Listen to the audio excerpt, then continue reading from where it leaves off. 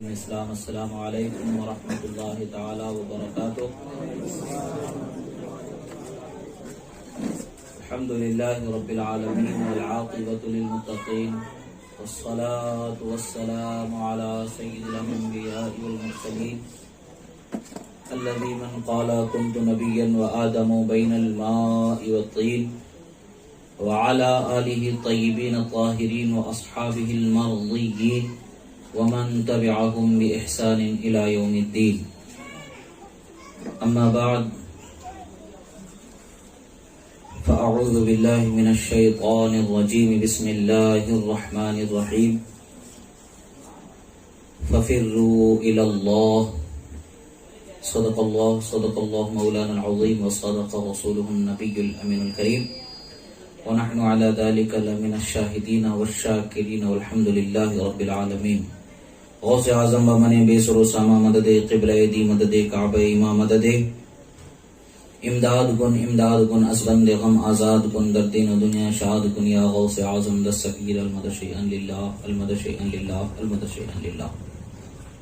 ایک مرتبہ عقیدت و محبت کے ساتھ درود شریف پڑھیں۔ اللہم صلی علی سیدنا نبینا مولانا محمد عدد ما فی علم اللہ صلاۃ دائمۃ بدوام ملک اللہ وعلی آلہ واصحابہ اجمعین۔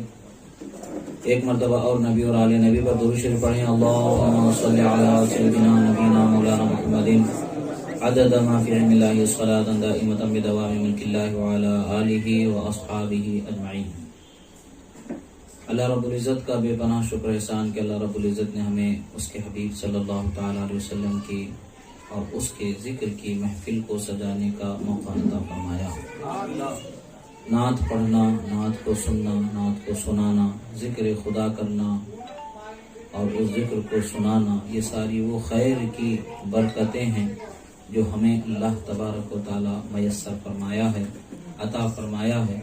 وہ نعمتیں ہیں جو اللہ تعالیٰ نے ہمیں عطا فرمائی ہیں۔ یہ وہ چیزیں کہ جس کا تصور ہم ایسے ہی نہیں کر سکتے، یہ میسر ہے تو محض اللہ کی رحمت ہے، ورنہ اس مجلس میں آنا، ذکر کرنا، سننا، بیٹھنا، سنانا، یہ سب کچھ ہر ایک کو میسر نہیں ہے۔ وجہ کیا ہے کہ اللہ تعالیٰ نے ہم پر مہربانی فرمائی۔ ہمارے اندر کچھ خوبی ہے اس لیے ہمیں یہاں لایا گیا ہے، ہمارے اندر کچھ کمال ہے اس لیے یہاں بلایا گیا ہے، ایسا نہیں ہے، بلکہ اللہ نے مہربانی فرمائی تو ہم اس مجلس میں حاضر ہیں، اس لیے کہ مجلس خیر، مجلس ذکر میں حاضر ہونا یہ محض اللہ کی مہربانی ہے۔ یہ اللہ تبارک و تعالی مہربانی فرما دیتا ہے تو ہمیں موقع میسر آ جاتے ہیں۔ انسان کو اپنے دل کی طرف ہمیشہ توجہ رکھنی چاہیے کہ ہمارا دل ہے کیسا، کیا ہمارا دل نیکی پر خوش ہو رہا ہے؟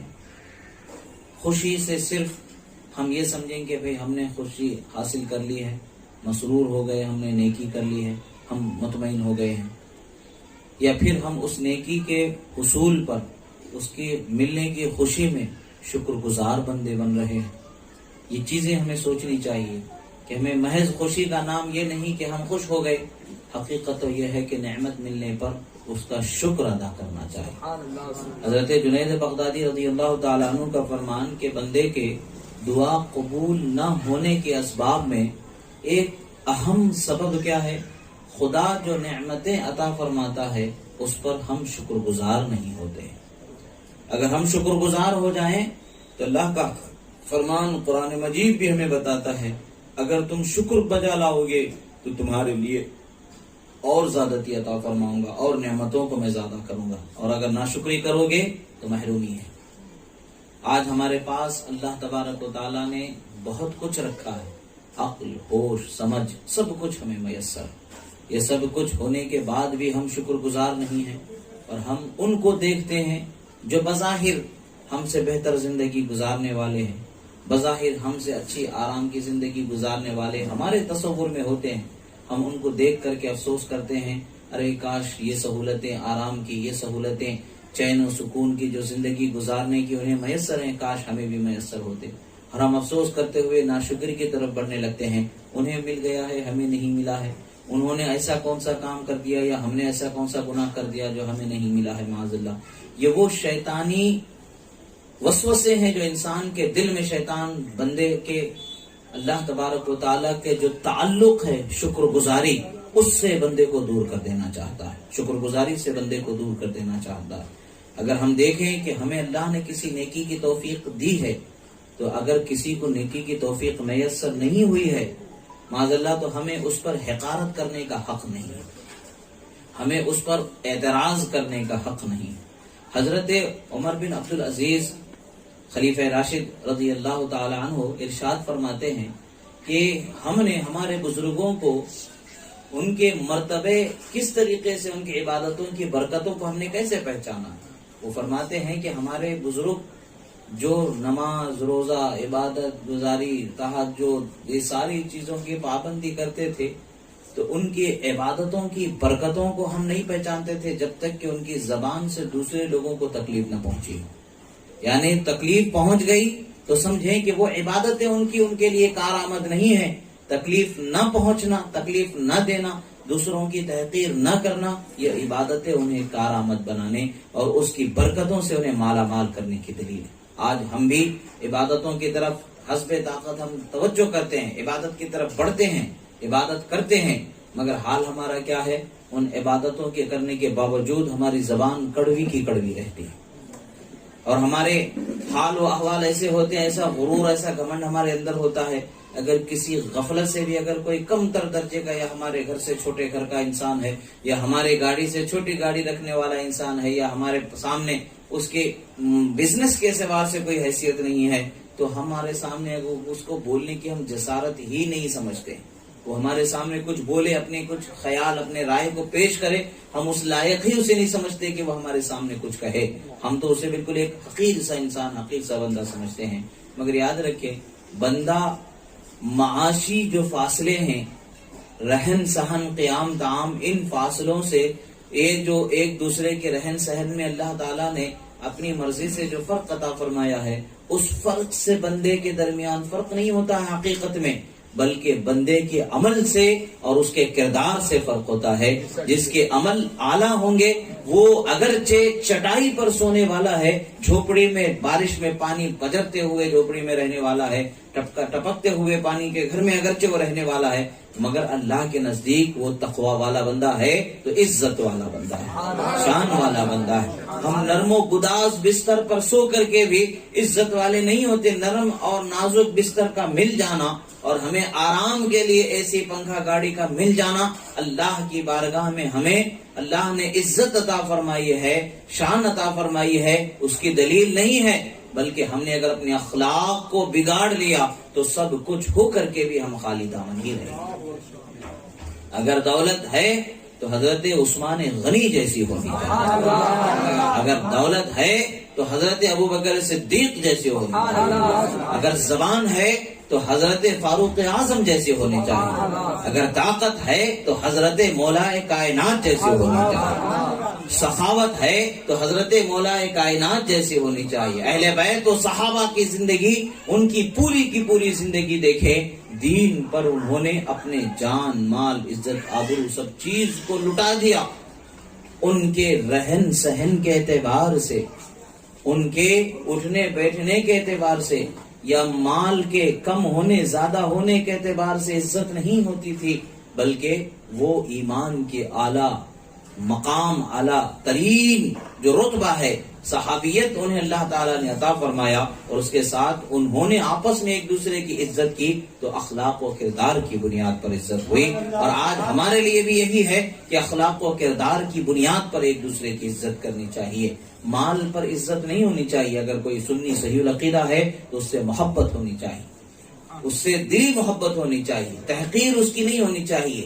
لباس سے انسان کے وجاہت کا پتہ نہیں چلتا ہے، بلکہ وجاہت جو عند اللہ ہے، اللہ کے نزدیک کسی کو وجاہت ہے تو اس کے باطن کے پاک ہونے سے اللہ کے نزدیک اس کی وجاہت ہوتی ہے۔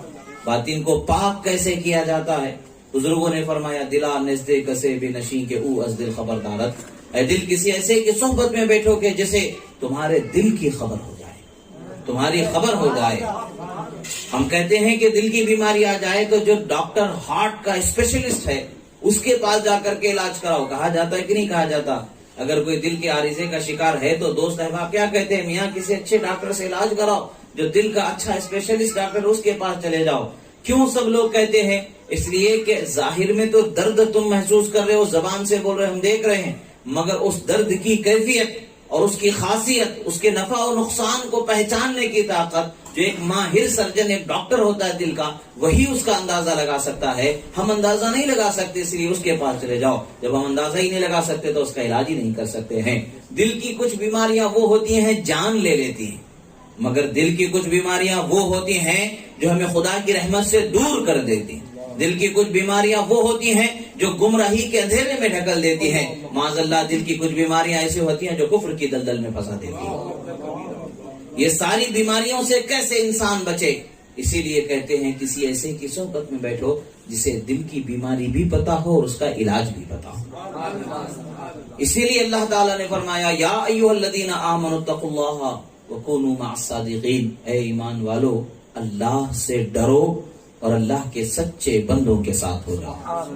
صحبت سے انسان پر اثر ضرور آتا ہے۔ مثال اس کی یوں سمجھیں، آگ کے قریب اگر پتھر کو بھی رکھ دے تو آگ پکڑ لیتا ہے، گرم ہو جاتا ہے، لکڑی کو بھی رکھ دے تو آگ پکڑ لیتی ہے، گرم ہو جاتی ہے۔ آگ کا اثر پتھر پہ بھی آ رہا ہے، لکڑی پر بھی آ رہا ہے۔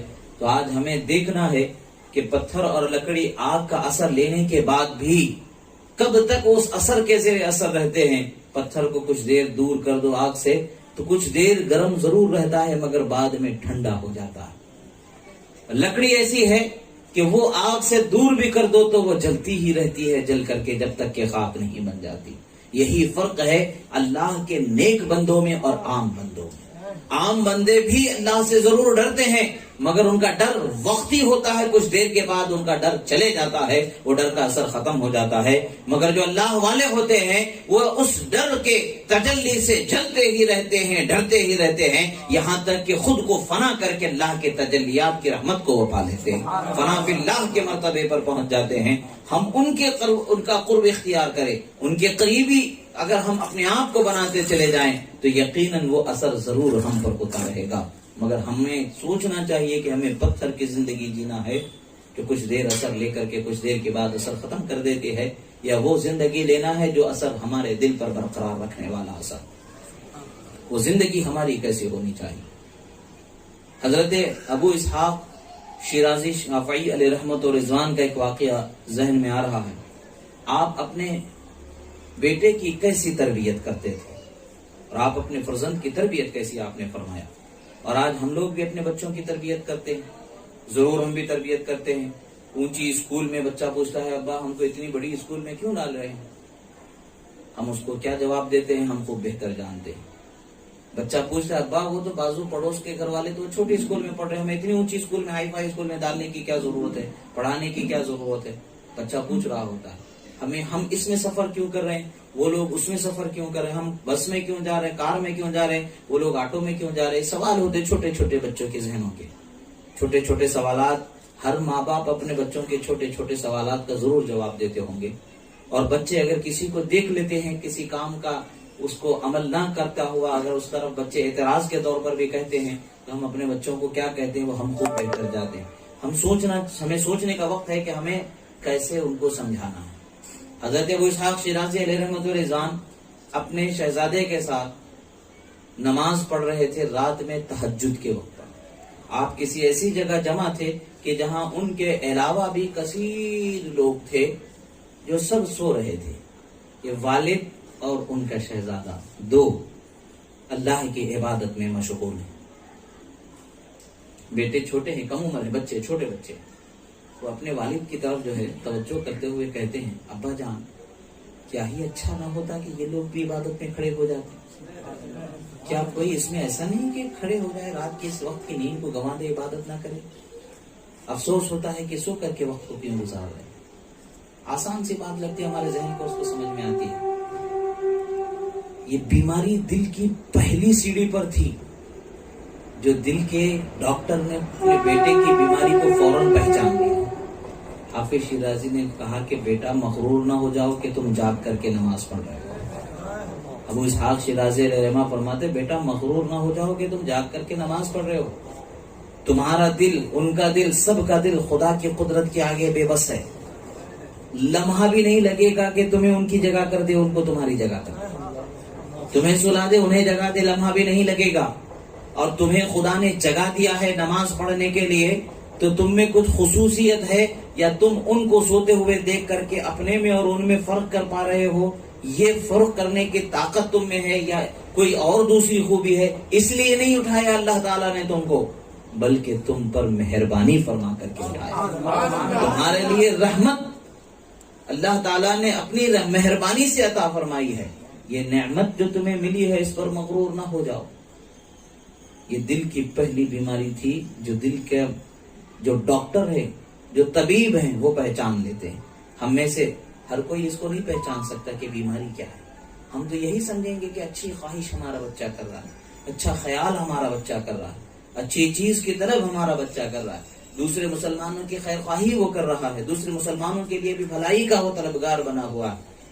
مگر وہاں غرور جو اس کے راستے انسان کے دل میں گھساتا ہے شیطان، اس بیماری کو پرکھ کر کے جس طریقے سے مسکے سے بال کو نکال کے پھینک دینا کہاوت مشہور ہے، اسی طریقے سے انہوں نے اپنے بیٹے کے دل سے غرور کی بیماری کو نکال کر کے پھینک دیا.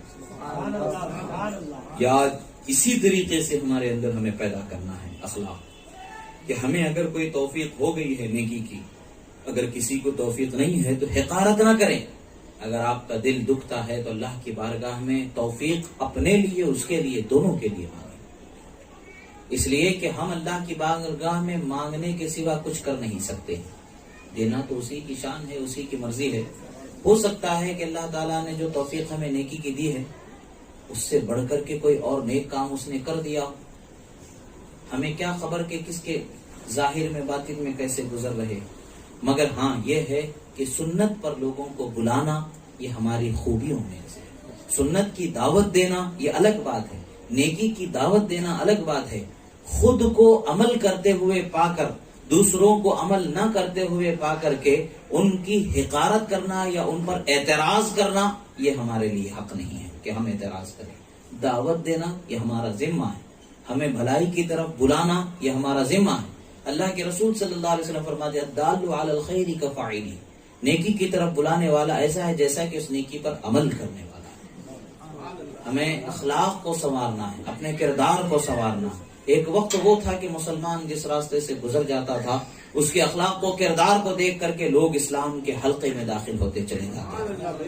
نہ کبھی تلوار سے اسلام کو پھیلایا گیا، نہ کبھی طاقت سے اسلام کو پھیلایا گیا. اسلام اگر کسی کے دل میں اترتا ہے تو اچھے اخلاق ہی سے اترتا ہے.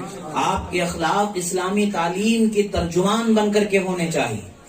لوگ آپ کو دیکھ کر کے آپ کے مذہب کو سمجھنے کی کوشش کریں گے، اور آپ کا چلنا پھرنا اٹھنا بیٹھنا ایسا ہو کہ آپ کے مذہب کی آپ تعریف ان کے ذہنوں میں ڈالتے رہیں، ترجمانی آپ اپنے مذہب کی کرنے والے ہو جائیں. آپ خدا سے کیسے ڈرتے ہیں وہ آپ کو دیکھ کر کے پہچان. آپ اپنے رسول سے کیسے محبت کرتے ہیں وہ آپ کو دیکھ کر کے پہچان.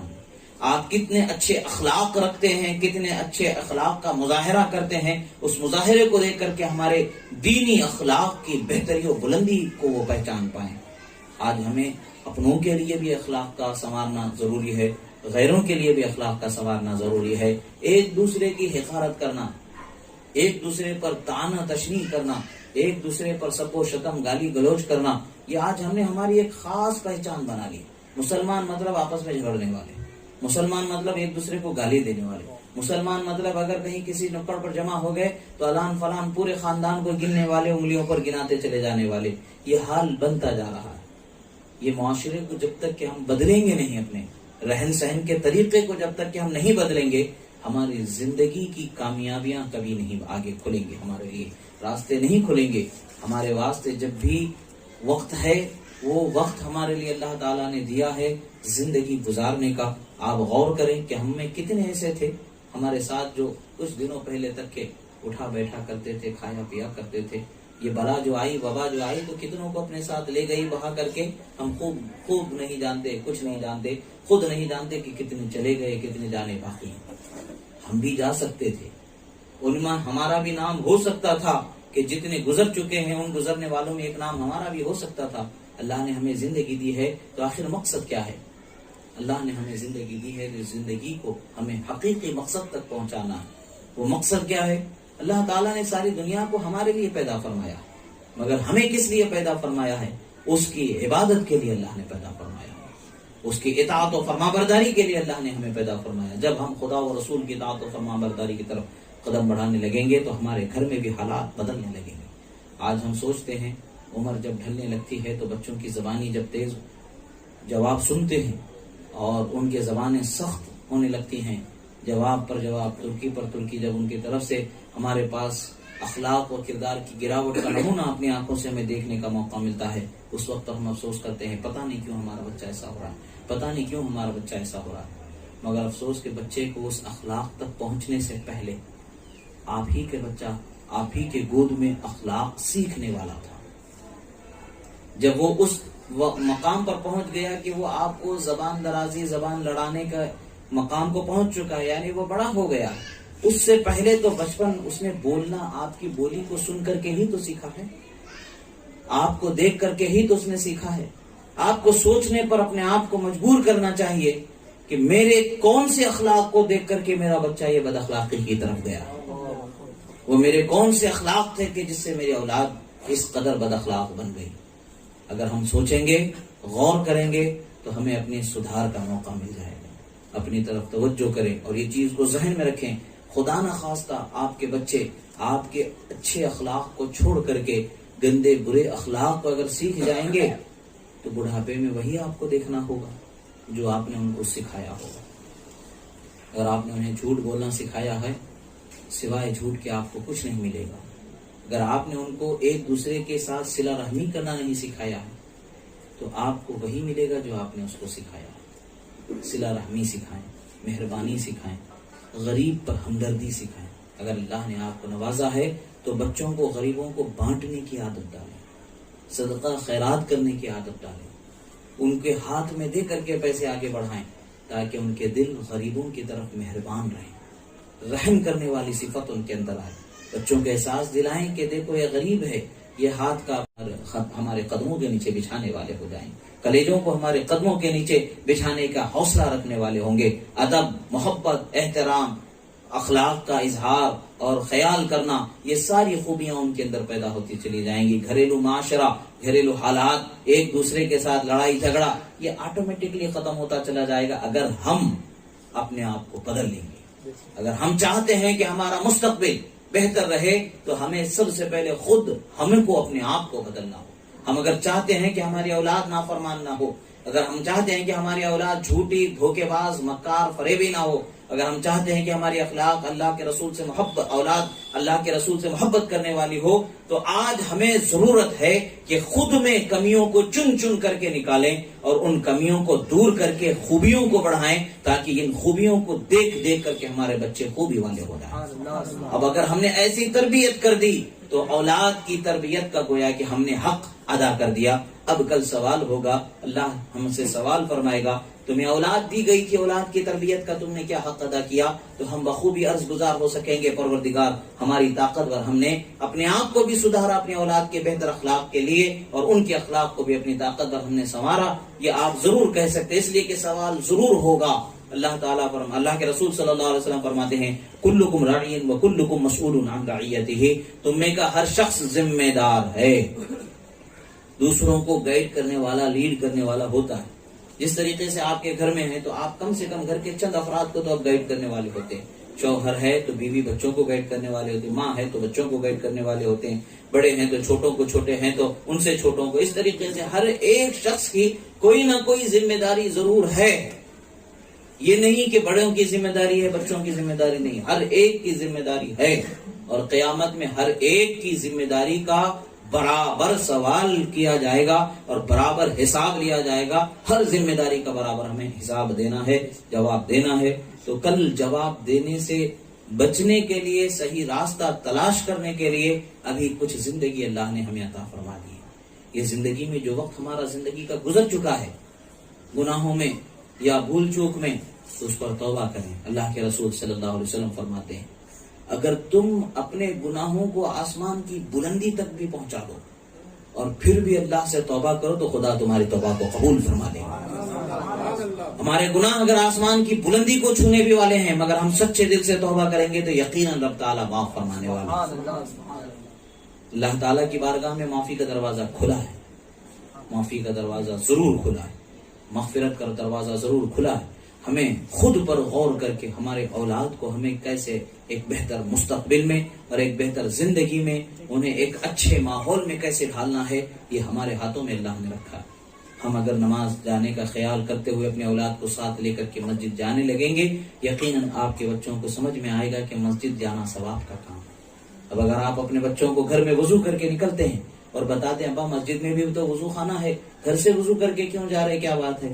آپ بتا سکتے ہیں بیٹا ہر قدم پر نیکیاں مل رہی ہیں، ہر قدم پر نیکیاں مل رہی ہیں، تو ہمارا ہر قدم مسجد کی طرف بڑھنے والا، نیکیوں کی طرف ہمیں بڑھانے والا ہے، تو ہمیں جتنا ہو سکے اتنا اس قدم کو اللہ تعالیٰ کی بارگاہ میں مزید نیکیوں سے نیکیوں کے اضافے کے ساتھ حاصل کرنے والا ہمارا کام بنانا چاہیے۔ آپ اپنے بچوں کو ضرور اس کی تلقین کر سکتے ہیں۔ جب آپ جانے لگیں گے تو آپ کے بچے دیکھ کر کے وضو سے رہنے لگیں گے۔ اللہ کے رسول صلی اللہ تعالی علیہ وسلم فرماتے ہیں وضو سے رہنے کی عادت ڈالو، اس لیے کہ وضو سے رہنا پاکیزگی ہے۔ جب تمہاری ظاہری پاکیزگی سلامت رہنے لگتی ہے تو جب اس پر تم مداومت کرو گے تو تمہارے دل کی پاکیزگی بھی سامنے آئے۔ وضو سے رہا کرو۔ اس کی وجوہات کیا ہے؟ علماء کرام جب اس کے تفصیل کی طرف ہم جاتے ہیں تو یہی ہمیں جواب ملتا ہے کہ وضو انسان کے ظاہر کو پاک کر دیتا ہے، تو جب ظاہر پاک رہتا ہے تو ظاہر سے ٹکرا کر کے باطن میں پہنچنے والی ہر چیز پاک ہو کر کے پہنچنے لگے گی، جو ناپاک ہے ٹکرا کر کے دور ہو جائے گی۔ ہمارے بدن سے لگ کر کے ہی تو ہمارے دل میں کوئی چیز پہنچنا ہے، یا تو آنکھوں سے، یا تو اپنے بدن سے، دل سے، کان سے، کسی بھی طریقے سے اندر پہنچنا ہے تو ہمارے بدن سے ٹکرا کر کے ہی پہنچنا ہے۔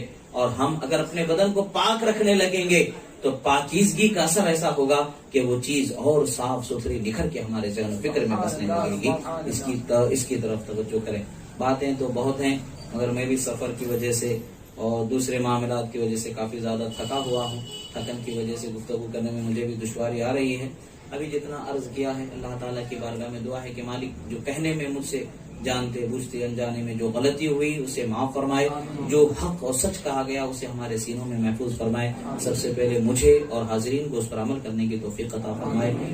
اقول قولی ھذا استغفر اللہ لی ولکم ولسائر المؤمنین۔ السلام علیکم ورحمۃ اللہ تعالی وبرکاتہ۔